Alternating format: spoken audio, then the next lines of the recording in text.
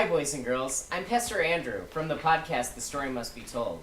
I have a story that's Christmas related. It's called A Christmas Boy.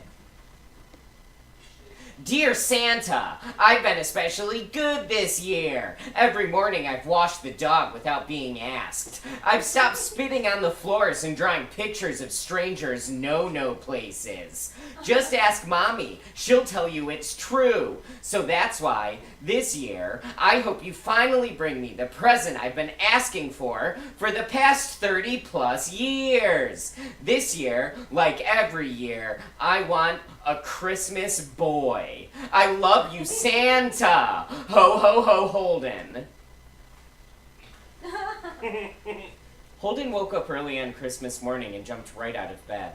His mommy and daddy had taken away his alarm clock because he had previously abused his time privileges. So the night before, he had drank a gallon of eggnog he'd left out in the hot North Carolina Christmas heat. If I drink it now, I'll have a bad stink in the morning, and that will surely get me out of bed, he told himself between glugs the night before, and his plan worked. After he cleaned up his bottom's sin, Holden ran into his parents' room. It's Christmas! It's Christmas! He screamed insanely. I don't give a fuck, his dad said cheerfully. You're not my son anymore, his mother happily chimed in. Yay! Holden screamed, and he ran downstairs. He beheld the Christmas tree, which for his family was a flower pot of dirt with a candy cane stuck in it. Next to it was a half-eaten can of dog food that he'd left out for a Papa Christmas. He came, he yelled. But there were no presents to be found. He checked around the flower pot, no presents. He checked in the kitchen, no presents. He checked in the hot garage, no presents. Just a bowl of hot eggnog that he couldn't finish the night before. Maybe I was a bad boy, Holden said to himself with a sigh. He made his way up the stairs to his room, where he'd bang his head against the wall until he fell asleep, like every night. But when he walked past his parents' room, he heard not 2 people talking, but 3. He peeked into the room, and there, on the bed, was a Christmas boy. He wore a powder blue suit with a Christmas scarf about his neck. His rosy cheeks beamed with happiness, and he had a bow atop his head. My Christmas boy! Holden shouted until he was hoarse. Santa brought him! Come up here on the bed, Holden's father demanded violently with a happy smile. Yay! Holden shouted and climbed on his parents' bed. Take this, his mother told him with a sneer, handing Holden a comb.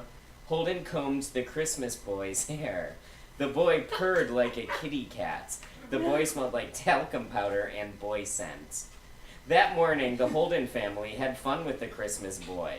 They combed him, fed him, and played boy games deep into the new year. But one day, Holden woke up and the Christmas boy was nowhere to be found. He ran, screaming, to his father. Daddy, Daddy, the Christmas boy, he's gone! Holden's father laughed insanely. And so he is, he boomed. But why, Daddy, why? Because I found out about your dirty little shit, and how you broke our rules to wake up early for Christmas. Oh, yes, I did find that out, okay? So I let the boy go. I drove him to the woods, ordered him to get out, and I left him in the fucking woods. Holden cried, but he knew he was right to be punished. Holden turned to a life of crime after that. He started doing needle drugs and drinking and driving. One night, while driving violently drunk in his 2003 cherry red Honda Accord, Holden swerved and hit a cop on a horse. The cop was fine, but the horse sued. Months later, at the trial, a surprise witness was called. It was the Christmas boy! By order of the court, I pronounced the Christmas boy to be Holden's parents' new boy. And Holden, the judge cleared his throat. You're going to fucking jail, you dirty little shit. The court laughed at Holden. They were right to. Years later, he died in prison on Christmas Day. Woo!